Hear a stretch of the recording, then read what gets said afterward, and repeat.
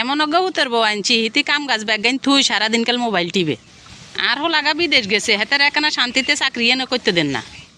এমন একটা ভাবলই চলে মনে হয় যেন হিতি কন নবাব সলিমুল্লার মাইয়ে।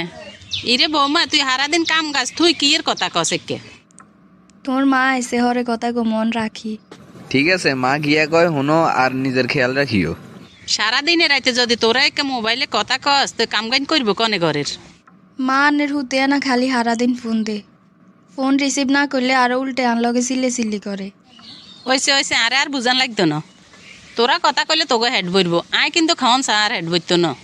ঠিক আছে জানাইবে কিছু রেডি করে দিয়ে। ইগো মা নে সারাদিন বাবির লগে কে খডর করেন কা? কথা কইছে হিতিয়ে কাম গাছ ব্যাগান ন করি হিতিয়ে সারাদিন আর লাগার লগে কথা কয়।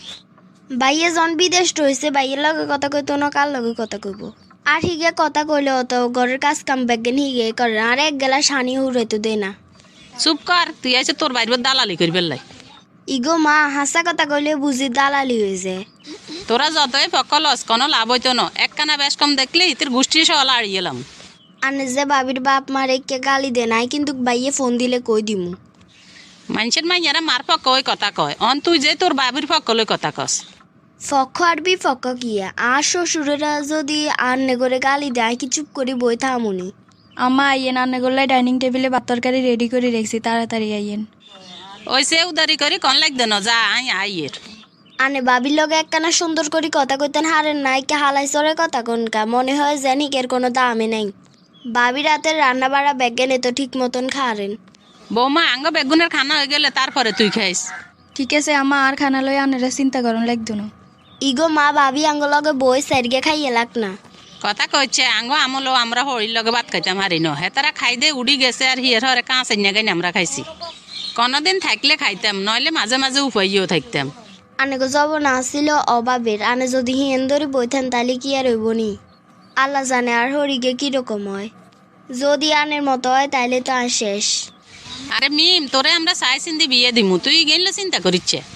নিজে জির বেলায় 16 আনা অন্য জির বেলায় 4 আনা।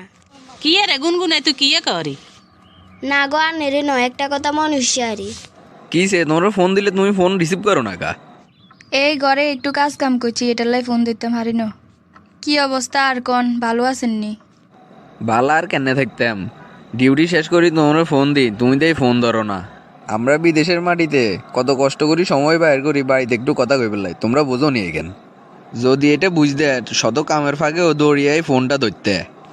তোমরা বিদেশ থাকিও কামের ফাঁকে কল দিবে সময় হাও, আর আমি বাড়ির থাকিও কাজের লাই বলি কল রিসিভ করতাম হারি না। কি রে একখানা সুযোগ আইলে বুঝি ফোনে লাইন লাগাই দিস, ফোন কাট। আম্মাই সেন রাখো হরে কথা কমু। কি হইলো রে বুঝলাম না, সুন্দর করে 2 মিনিট একখানা কথা কইতাম হারিয়েন না। তোর কি মোবাইল ইয়ান কানের লগে লাগাই রে, আন ছাড়া তোর হেডের বাত হজম হয় না।